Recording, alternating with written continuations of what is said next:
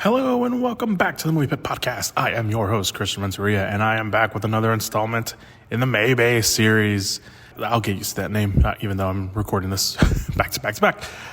Yesterday, I did Armageddon, the Michael Bay movie, of course, his third directorial effort, if you want to go check that out. But this week, it's one of my favorites, and one of my favorite movies of all time. A movie I watch every year on my birthday, a movie I quote from to myself in everyday situations and with my family. I'm talking about Michael Bay's second movie, The Rock.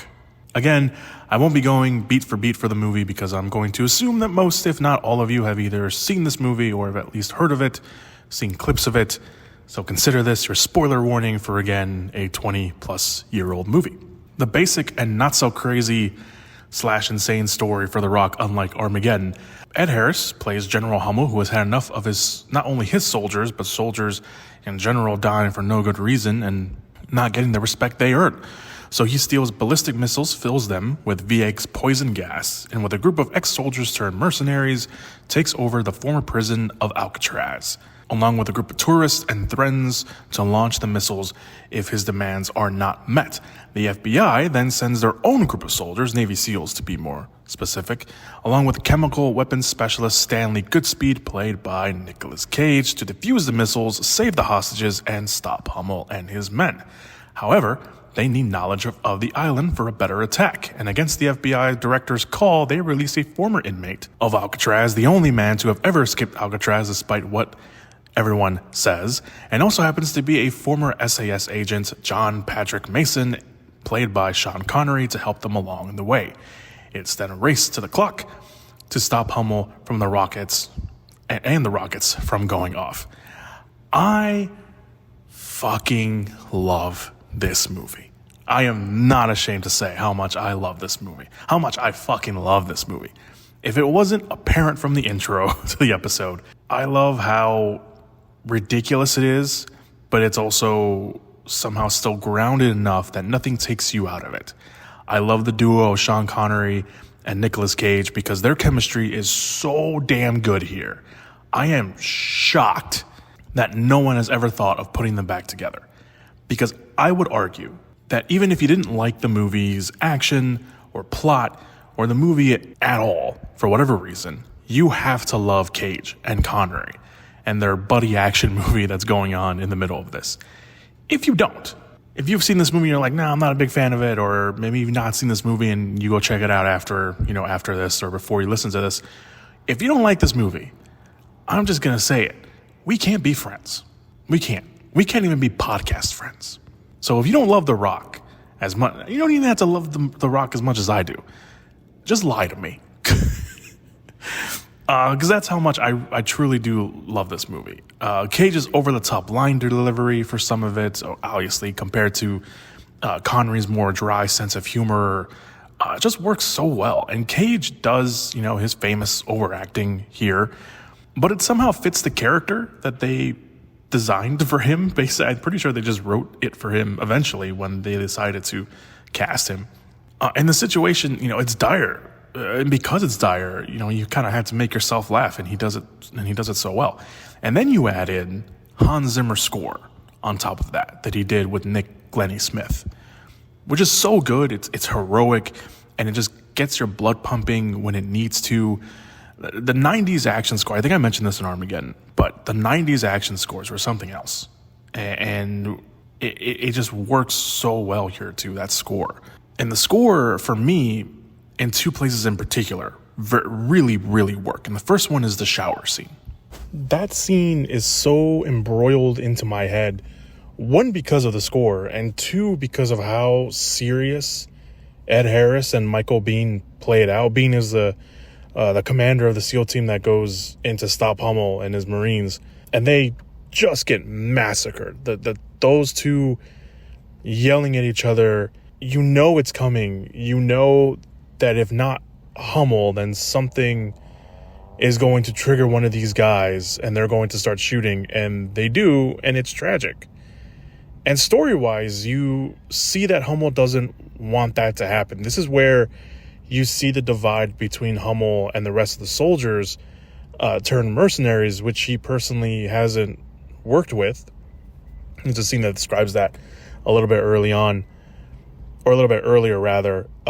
One in particular, the one that, kind of stands out and becomes kind of the new de facto villain after Hummel gets, taken care of and out of the picture, is Captain Fry, played by Gregory Sporlinder. I think that's how you pronounce his name. And unfortunately for him, the only other thing that I have any recognition of him is a guest appearance on Friends. And that's the only thing that I've ever really, I'm sure I've probably seen him in something else, but it's this and that episode of Friends where I recognize him, and that's it. But he literally says a line, "Let's waste these fuckers," when he's talking about the seals. And someone knocks over a brick. I don't know if it's him or if it's someone else. It hits the floor and everyone just starts shooting.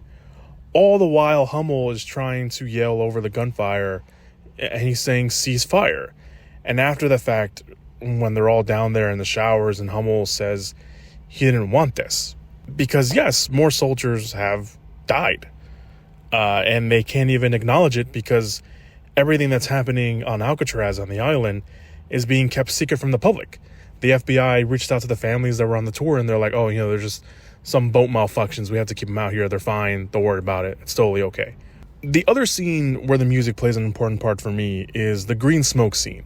This is obviously later in the movie. This is, right before the ending, pretty much, where Cage's Stanley finally kills off Captain Fry. He's kind of the last one standing. Again, the de facto villain after Hummel, who turns out isn't really a villain after all.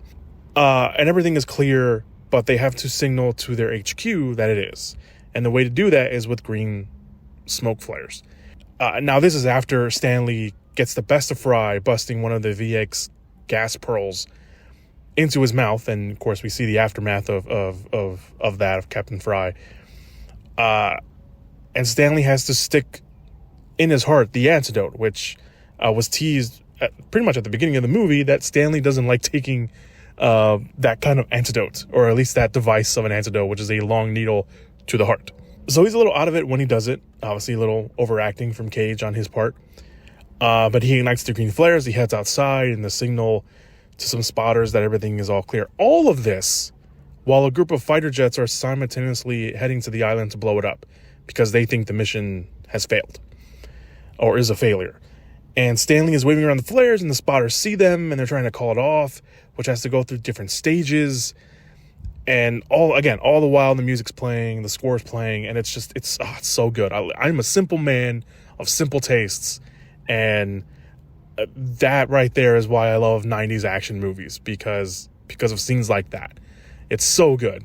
The score, everything, it's so well done and so put together. Now, of course, it has to be said, because it plays a part of the movie, there are no sewers in Alcatraz. I just want to mention that before we move on. It's like, oh, there's sewers in Alcatraz. No, there's no sewers in Alcatraz. That was just put in front of the movie. Does it matter when you're watching that? No. Does it look cool? Yes, absolutely, it looks cool. And unlike Armageddon, where I was able to see the faults and admit that it's too long, The Rock, I don't see any problems with it. Maybe it's because I love it so much, and this is kind of the bedrock of my movie watching experience as a kid. If you're asking me to pick something that is wrong with this movie, there is a moment where you can clearly tell it is a mannequin when one of the Marines falls off a building. It's so clear that it's laughable that it's a mannequin, but that's it. That's the only thing I can really pick apart of. I honestly don't know what else to say about The Rock that won't involve me gushing over it. For me, this is like top 10, maybe even a top 5 90s action movies for me, personally. I know it might be high on a lot of people's list, though. 90s had a lot of great action movies, but this is definitely top 10, maybe even top 5 again for my own personal list. The score plays a great part. The cast is great. Again, Cage and Connery being the standouts. Yes, Connery is a clearly coded older James Bond. They play into it a little bit. They're like, no, we're going to play into it. He's a coded James Bond character that we locked up and threw away the key to. I love The Rock. This might be a short episode. I don't know how long I've been talking or how long this is going to come out editing wise. I don't care. Go watch it if you haven't. If you have not seen The Rock, go watch it. And if you haven't, how dare you? How dare you have not seen The Rock up until this point? Tomorrow, if editing goes if editing goes perfectly and I can knock these out of the park and knock them out in order, we will be finishing up May and talking about his first directorial effort. The reason why I started this series with Michael Bay, also because it just happened to be in May. We're going to talk about Bad Boys. So thank you guys so much for listening. Make sure to check out all the links down below in the description / show notes area, social media, where you can find the podcast and other places besides the place you're listening to it now. Thank you guys so much, and I will see you guys in the next episode.